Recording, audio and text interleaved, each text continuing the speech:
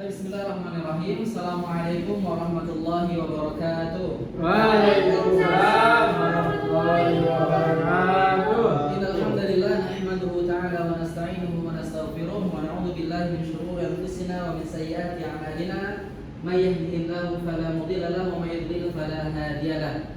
Wa asyhadu an la ilaha illallah wahdahu la syarika lahu wa asyhadu anna Muhammadan abduhu wa rasuluhu wa la nabiyya ba'dah.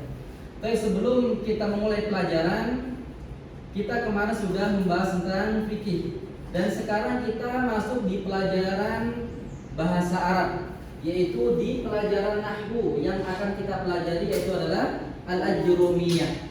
Sebelum kita memulai pelajaran kita, tentunya kita harus mengetahui apa fadilah belajar ilmu nahwu. Karena setiap pelajaran yang kita pelajari itu pasti ada fadilahnya, ada manfaatnya.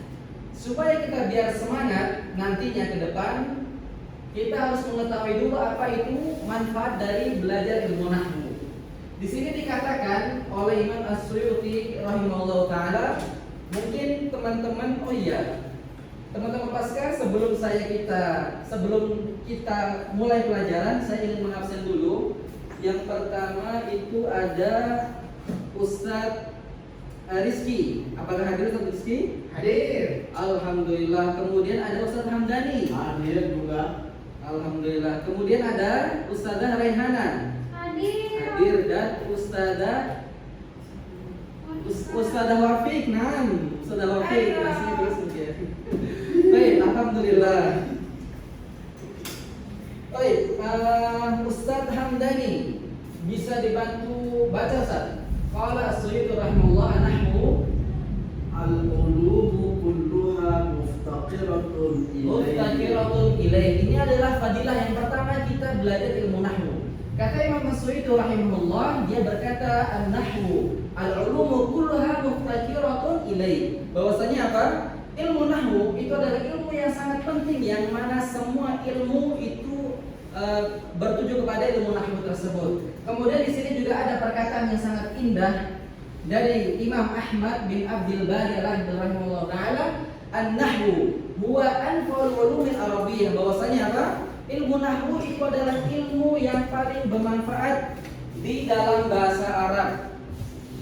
Itu adalah perkataan dari Imam Muhammad bin Ahmad bin Abdul Bari. Kemudian di sini ada perkataan yang indah juga dari Imam Al-Asma'i rahimahullah taala, inna akhwafa ma akhaf ala talibil hadith idza lam ya'rif an-nahwa ay yadkhula fi qawlihi sallallahu alaihi wasallam man kadzaba alayya muta'ammidan falyatabawwa maq'adahu minan nar. Baik, Imam Asma'i rahimahullah mengatakan apa? Inna akhwafa ma akhaf ala talibil hadith, bahwasanya hal yang paling ditakutkan oleh Imam Al-Asma'i rahimahullah kepada orang yang belajar hadis, yaitu idza lam ya'rifin nahwa, jika dia tidak mengetahui ilmu nahwu, ayyadkhula fi qauli sallallahu alaihi wasallam, maka dia akan takut bahwasanya dia apa? Akan masuk di dalam hadisnya Rasulullah SAW, man kadzaba alayya, barang siapa yang berbohong atas namaku muta'ammidan, dan dia itu dalam hal sengaja, falyatabawwa maq'adahu minan nar, maka persiapkanlah tempat duduknya di bawah api neraka. Itu adalah perkataan dari Imam Al-Asma'i rahimahullah. Ini masih kita membicarakan fadlil nahwi atau fadilah ilmu nahwu. Kemudian di sini ada perkataan Umar bin Khattab. Ada yang tahu siapa itu Umar bin Khattab radhiyallahu anhu? Khalifah yang kedua. Di dalam sejarahnya, Umar bin Khattab radhiyallahu anhu, dia adalah salah satu khalifah yang sangat luar biasa, yang mana ketika dia memimpin atau dia menjadi seorang khalifah, dia itu ada yang namanya iftitahul Islam kabirah jiddan. Maksudnya apa? Dia itu bisa memperluas kekuasaan Islam yang sangat besar. Di sini beliau mengatakan, kalau Umar bin Khattab radhiyallahu anhu, ta'allamul arabiyyah fa innaha min dinikum, belajarlah bahasa Arab. Karena apa? Karena sesungguhnya bahasa Arab itu dari agama kalian. Kemudian dari perkataan Umar bin Khattab juga, wa qala aidan ta'allamul arabiyyah fa innaha tutabbitul aqla. Bahwasanya apa? Belajarlah bahasa Arab, karena bahasa Arab itu akan menetapkan akal kalian atau akan menetapkan apa? Ada yang bisa bantu? Tutsabbit iya maksudnya itu menguatkan akal kalian. Wa tazidu fil murwah dan akan menambahkan murwah kalian atau wibawanya kalian. Kemudian di sini ada juga perkataan yang terakhir. Wa qala Ubay bin Ka'ab ta'allamu al-arabiyyah kama tata'allamuna hifdzal Qur'an. Belajarlah kalian bahasa Arab seperti hanya kalian menghafalkan Al-Qur'anul Karim. Itu adalah fadilah-fadilah yang harus kita ketahui sebelum kita memasuki pelajaran ilmu nahwu. Baik, kemudian di sini kita akan jurumiyah. Siapa yang mengarang jurumiyah? Apakah namanya Al-Jurum? Tentunya bukan. Itu adalah nama sebutannya atau nama panggilannya. Di sini Ibnu Al-Jurum yang bernama Abu Abdullah Muhammad bin Dawud As-Sanhaji, yang mana beliau dikenal dengan Ibnu Al-Jurum, maka dinamakan kitabnya dengan Al-Jurumiyah. Dan beliau lahir ulida bi Fas bil Maghrib. Sekarang kalau Maghrib itu jadi negara apa? Ada yang tahu? Al-Maghrib. Jadi negara apa? Maroko. Iya, Maroko. Beliau dilahirkan pada tahun 672 di sana nafsiha alati mata fiha Ibnu Malik. Jadi beliau ini dilahir ketika Imam Ibnu Malik itu meninggal. Maka keluar istilah apa? Matal imam, wulidal imam. Mati seorang imam, maka lahirlah seorang imam yang baru. Itu juga pernah terjadi di tahun wafatnya Abu Malik. Bukan. Siapa yang pertama itu?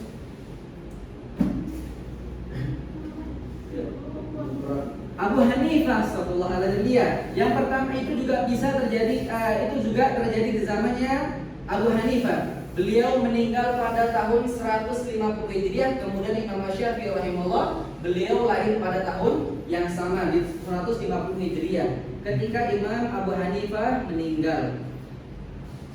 Kemudian kita akan melanjutkannya di muqaddimah yang tidak usah karena tidak terlalu penting.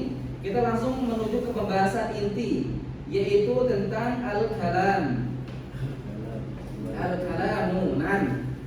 Tentunya kita sudah tidak asing dengan perkataan ini atau dengan akar ini. Qala Ibnu Al-Jurum rahimahullah, al-kalamu huwa lafdzul murakkabul mufidu bil wad'i. Baik, al-kalam ataupun kalam di dalam bahasa Arab yaitu adalah lafaz al-murakkabu yang dia itu tersusun. Kemudian syarat yang ketiga apa? Al-mufid, dia itu memberikan faidah. Dan yang terakhir keempat itu adalah bil wad'i, dia itu dengan disengaja. Kemudian ikhwan fillah, teman-teman pasca sarjana yang semoga dirahmati oleh Allah Subhanahu wa taala, kita akan membahasnya satu persatu. Tentunya kalam atau sebuah ucapan di dalam bahasa Arab itu berbeda dengan ucapan yang kita maksud. Yang pertama, al-kalam istilahan huwa lafdzul murakkab mufidu bil wad'i. Adapun lafaz secara istilahnya yaitu adalah as-sautu al-mushtamilu ala ba'dil hurufil hijaiyah allati tabtadi'u bil alif wa tantahi bil ya. Adapun lafaz di dalam bahasa Arab yang dimaksud lafaz di sini yaitu adalah saut atau suara al-mushtamilu ala ba'dil huruf yang dia itu mengandung apa? Sebagian huruf hijaiyah allati tabtadi'u bil alif wa tantahi bil ya. Yang mana huruf hijaiyah itu adalah huruf yang diawali dengan alif dan diakhiri dengan ya. Berarti kalau kita berbicara sekarang apakah bisa dikatakan sebuah kalam? Bisa nggak kita bahasa Indonesia apakah itu dinamakan sebuah kalam? Tentunya tidak di dalam bahasa Arab. Karena syarat yang pertama itu adalah lafaz yang mana dia harus mengandung suara huruf hijaiyah yang diawali dengan alif dan diakhiri dengan ya.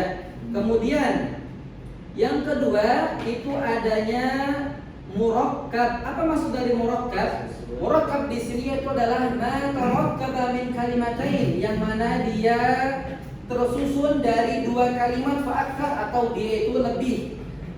Seperti contohnya Muhammadun musafirun, Muhammad telah bersafar, itu namanya adalah sebuah kalam di dalam bahasa Arab. Baik, yang pertama lafaz, kemudian tarkib atau tersusun, dan yang ketiga itu harus mufid atau dalam bahasa istilahnya ma afada faidatan tammatan, yang mana dia terus berfaedah. Yang apa fungsinya faedah itu? Ya sunus sukut, ketika orang mendengarnya dia itu terdiam, tidak menunggu apa yang akan dia katakan setelahnya. Itu namanya adalah mufid, memberikan faedah. Orang yang diajak ngobrol itu paham dengan apa yang kita katakan. Dan yang terakhir itu adalah al-wad'u, atau secara istilahnya antakuna al-alfadul musta'malah fil kalami min al-alfad allati wada'atha al-arab lidalalati ala ma'na min al-ma'ani.